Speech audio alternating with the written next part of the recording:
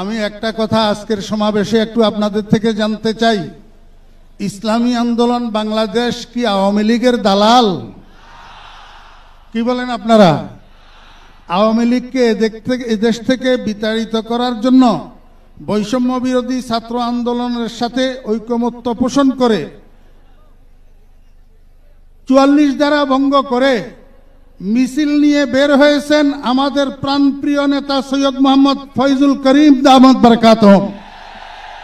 কিন্তু আমরা ইতিমধ্যে দেখতে পাইতেছি ফেসবুকের মধ্যে এক বেয়াদব তার আইডি থেকে প্রতিনিয়ত প্রচার করতেছে ইসলামী আন্দোলন আওয়ামী লীগের দালাল।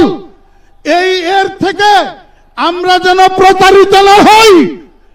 কোনদিন ইসলামী আন্দোলন কারো, শুধু আওয়ামী লীগ নয়, কারো দালাল ছিল না, বর্তমানেও নাই এবং ভবিষ্যতেও ইসলামী আন্দোলন কারো দালালি করবে না। শুধু একটা কথা বলে আমি শেষ করতেছি, আমার সময় 3 মিনিট। এক ভাই বিয়ে করছেন, ওনার বউটা মারা গেছে। এখন বউ মারা যাওয়ার পরে উনাকে সবাই বলতেছে ওনার একটা শালি আছে, শালিটা বিয়ে করার জন্য। তো উনি বলতেছেন যে আমি শালিটা বিয়ে করব না, কারণ আমার বউ যেটা মারা গেছে সেটাও তরকারি রান্না করতে জানে না, একদিন লবণ বেশি একদিন মরিচ বেশি। এখন যদি শালি বিয়ে করি তো এইটাও তরকারি রান্না করতে জানবে না, একদিন লবণ বেশি একদিন মরিচ বেশি হবে।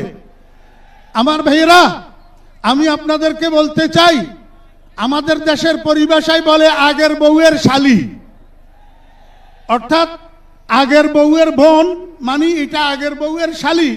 ওই আগেরটা যেরকম পরেরটাও সেরকম।